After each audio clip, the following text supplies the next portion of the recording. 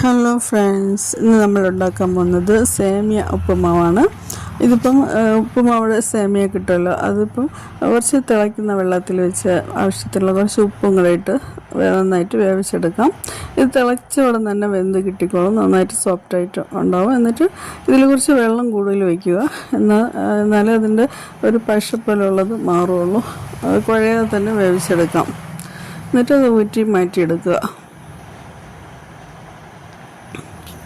എന്നിട്ടൊരു പാനിൽ വെളിച്ചെണ്ണയോ അല്ലെങ്കിൽ നെയ്യോ ഒഴിച്ചിട്ട് കടുകിടാം, കറിവേപ്പില, വറ്റൽമുളകും, പച്ചമുളകും, സവാള,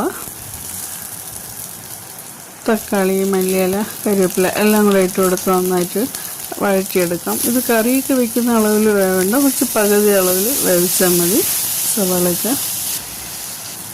എന്നിട്ട് ആവശ്യത്തിലുള്ള ഉപ്പിടുക, കുറച്ച് മഞ്ഞൾപ്പൊടി. ഇതിപ്പോൾ കുഴമ്പത്തുള്ളതാണ് ഇട്ടിട്ടുള്ളത്, കുഴമ്പ് മസാല. നിങ്ങളടുത്ത് മല്ലി, മുളക്, പെരിഞ്ചീരകം ഉണ്ടെങ്കിൽ ഇടാം. ഇഷ്ടപ്പെടുന്നവർ ഒന്ന് ട്രൈ ചെയ്ത് നോക്കൂ.